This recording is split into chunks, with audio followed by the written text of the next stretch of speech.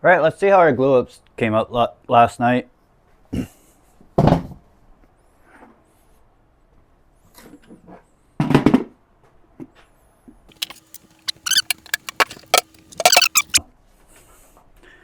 Try to do a little twist on things.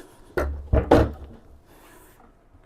those of you who have seen my videos, you guys know that I don't tend to really follow any trends. I sort of am an abstract cutting board builder. And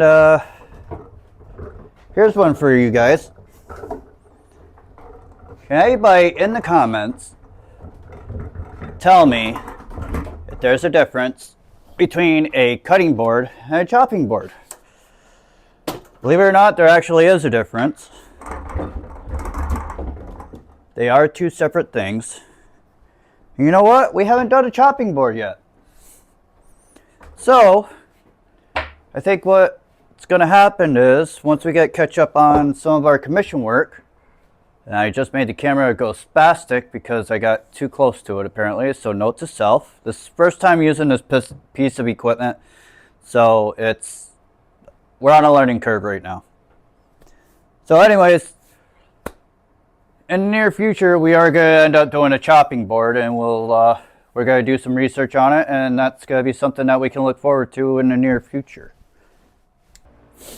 Okay, so the first part of this I released in Reels and on Facebook, Reels is Facebook, YouTube, and everywhere else last night. You guys saw the start of the first piece. And if you missed it,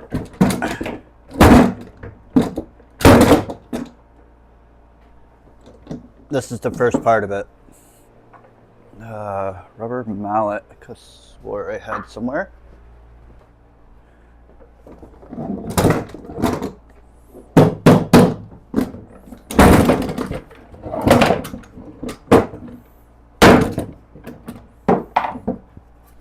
So anyways, as I'm dropping stuff, here's the first part of it. And we're going to work that in. That's going to be the center part of our cutting board. That's going to be a nice little centerpiece. This will be an outside border part of it.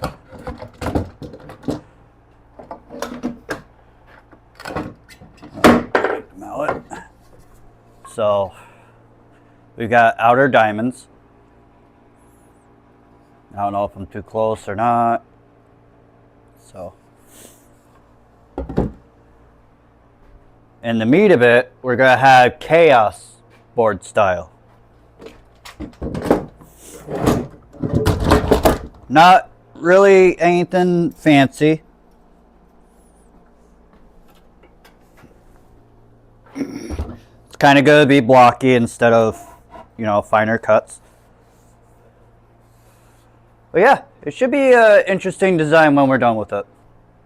So if any of you guys saw my video on Facebook and YouTube last night, this was the first part of our design.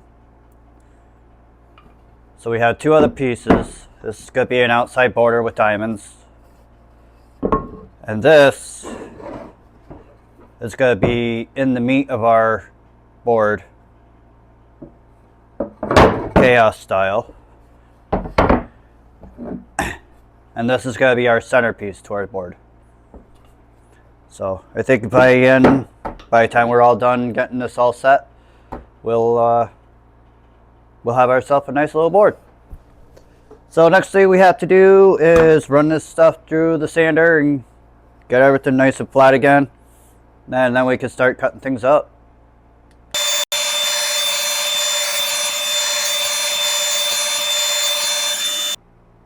This is going to look real pretty in the center.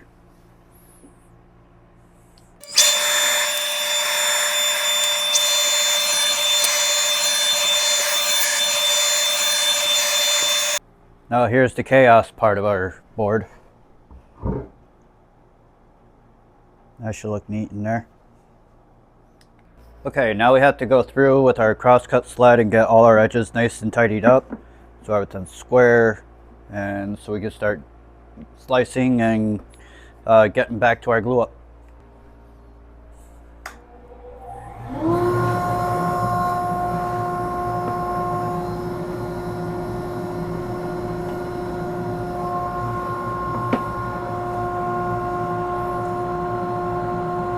You want to take as little as possible.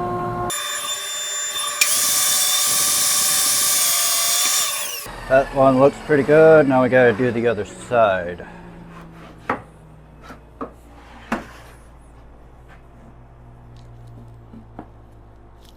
We're trying really hard not to cut into any of the diamonds if possible. Unfortunately, it's wood, things move, and glue up. And casualties happen, unfortunately. Sometimes you just can't beat it. Or get away from it.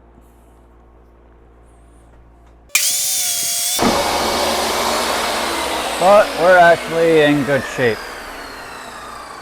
We did not cut into we cut in at the very tip of a couple of them. You can see it here in this thing, in this grain pattern here. We nipped these three, but we stayed out of these two. The maple side, we got a little sliver here, not enough to where somebody's really going to notice. So we did good there. Now we got to square up our other pieces, and we'll be right as rain. Is that still a saying? I don't know. Let me know in the comments.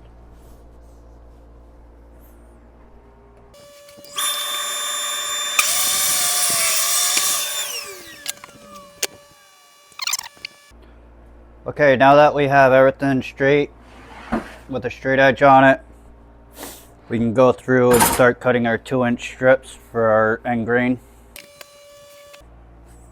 My stop block is already set from yesterday when I went through and did that top. Nothing's changed, so we shouldn't have to remeasure. But it's always a good idea just to remeasure, just in case. You know the saying. You all know the saying, measure twice, cut once. And we're good.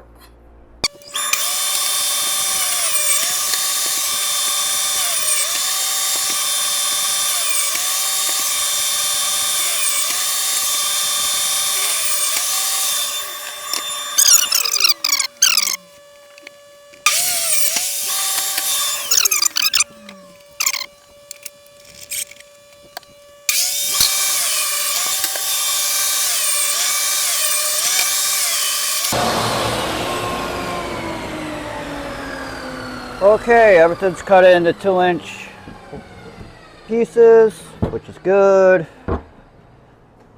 So we have our pieces to make our board. Now imagine with me, if you will, people, is something like this.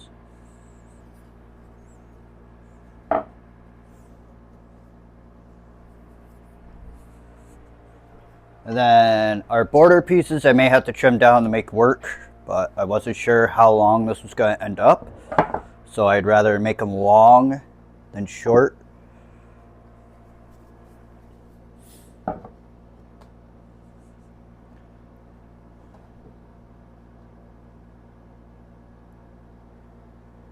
Something like that. So basically just take this corner in for comparison. We'll have to shorten this up into here. Cut off this obviously. And then this will also go on this side.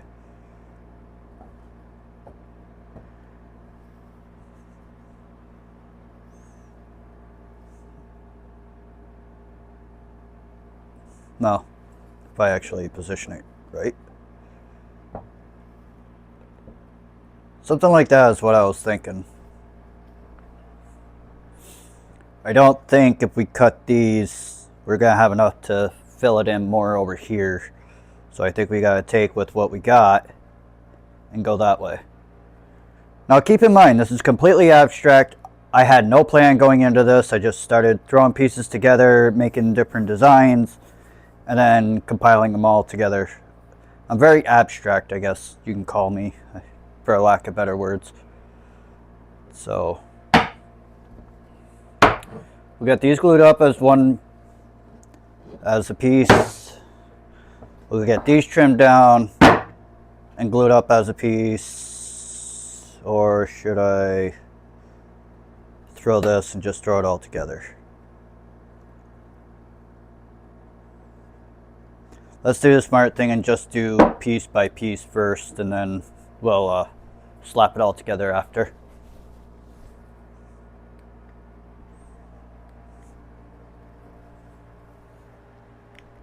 So the first thing we need to do is figure out how long our centerpiece is. Maybe I'm going about this all wrong. Let's picture something else here. Maybe I'm going about this all wrong. Sorry if I made anybody dizzy. But what if we do it this way? I didn't even take this into consideration. This might be pretty cool. So this naturally is the center point. I gotta find the center point of these. Take measure right here. I just had a pencil right here. Right, so these are like 18 3/4 or 17 3/4. Yeah.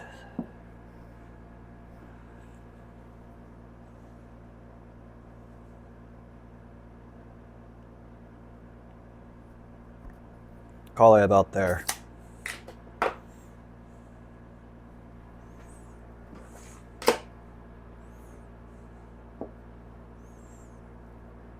And then take these and fill it in this way. And then we're going to use this maple as an outside border as well. I think I have enough to do both ends and the sides. I like that idea. I think I'm going to go with that instead. I really do.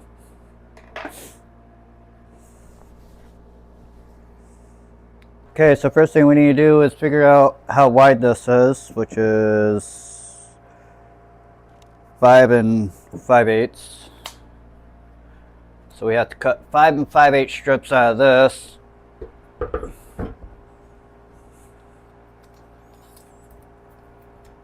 What I'm going to do is I'll probably take 5 5/8 off of each end. And actually each end, and then split the next one to one end in the middle, and then I don't know. We'll figure it out how to make it not so symmetrical and more chaotic.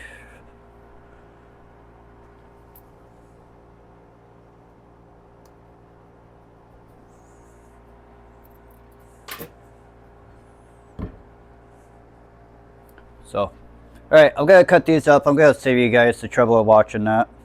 Okay, now we're on to our final part for the day, is gluing up our pieces. And then we'll come back over the week, after the weekend's over, and we'll get her finalized. Now, we'll have one more glue up, 2 more glue ups, no, one more glue up, and then a lot of sanding, juice grooves, then oiling, which is almost everybody's favorite part. I know it's mine. I don't know about you guys. And yeah, that'll be a wrap. And then after that, we also got to do a live edge cutting board that came in this afternoon for a friend of ours. So we're doing good.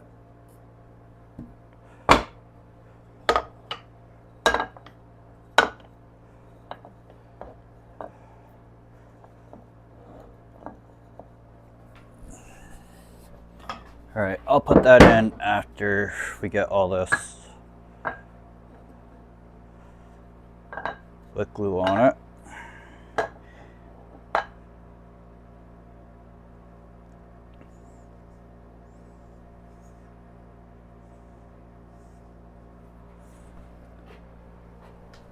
So yeah, we'll get all these glued up. I'm not used to this camera yet, this tripod yet. Sorry guys.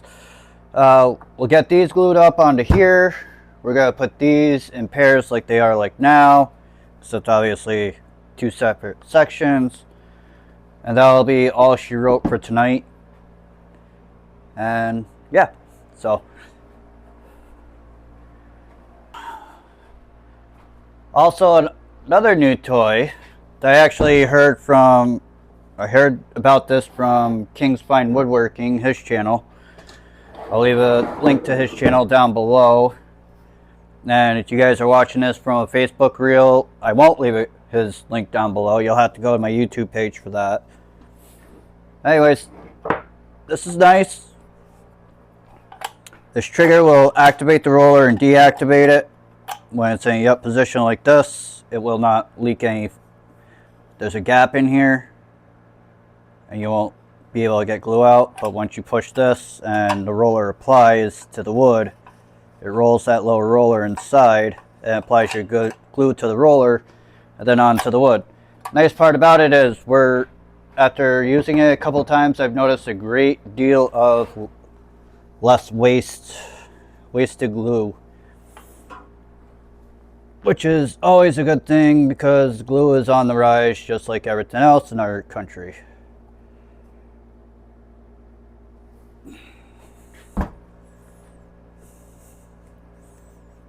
It's easy to clean. That bottom roller comes right off. It's like a foam roller. Works great. So I'm going to shut down this rotating thing if I can figure it out here. And just let you guys watch the glue process and you can see how well this roller works. Sorry for your shakiness. There you all go.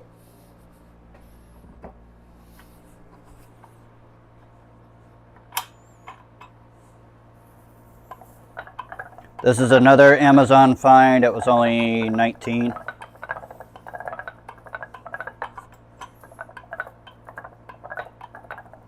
But it applies glue nice and evenly.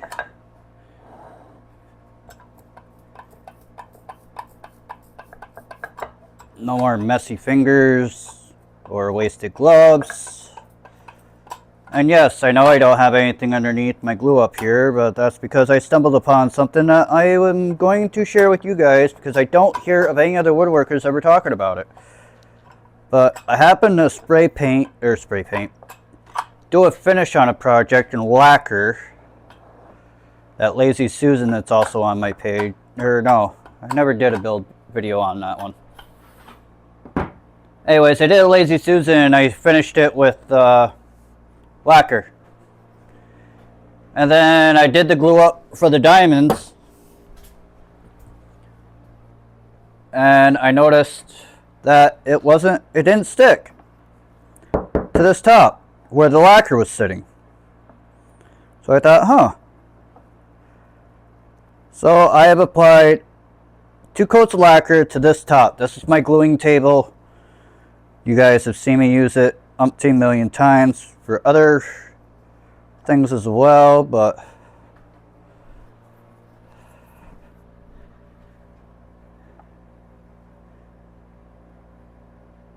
so with the lacquer, it gives you that barrier. It's almost like plastic, so when you go to, all you gotta do is take a chisel and run it on your tabletop and it pops the glue off like those, remember those dot candies that were on the paper? You peel them off of it? That's how it comes off of here now. So, no need to lay anything down. Alright. Unfortunately, this is way too thin for me to put any cauls on it, so I'm praying that we're going to go nice and slow with the clamping. Try to keep everything lined up the best we can. Because I really only want to take a little bit off of one on each side. But I'd like my outer edge to be as straight as possible to make it that much easier trimming out the inside edge. So it's pretty flush across the back. I mean, obviously we're going to have some shifting. It's glue, it's wood, that's what it does. Another way you can avoid that is by putting salt in with your glue. I don't know how well that would work with the roller, but yeah, we got some movage already. Back off a little bit here.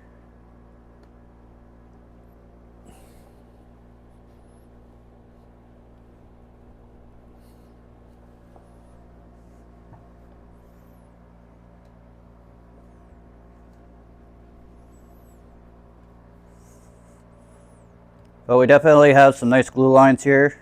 I'm happy about that. The roller did its job.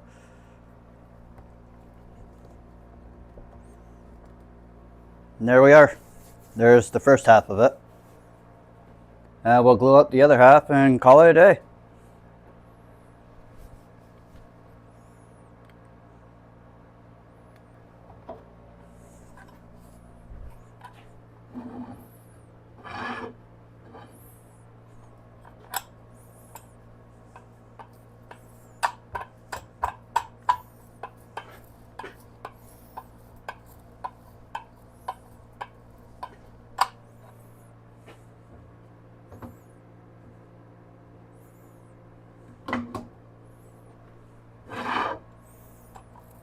We'll worry about alignment here in a moment.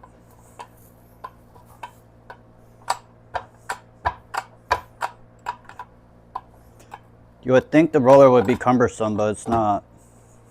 Actually, it feels pretty good in the hands.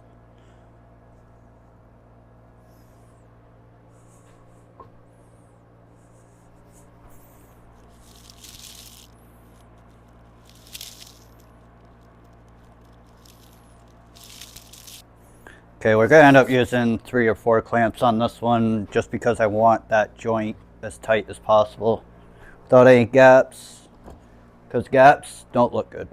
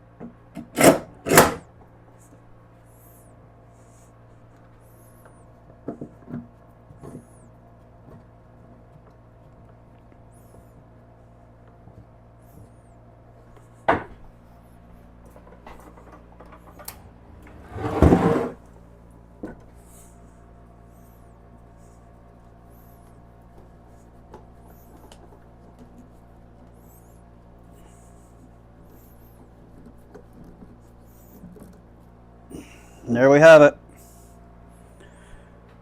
So we just let it sit and yeah, we come back to it Monday. All right, everybody, enjoy your weekend. If you're watching this tonight, If not, well, I hope you had a good weekend or you're going into a weekend, and I hope you have a good weekend. So we'll talk to you guys in the next one. If you like what you saw, please hit that subscribe button. Please comment down below. And if you want to be notified of my next content, hit that little bell right next to the subscribe button. Thank you, everybody, and have a great day.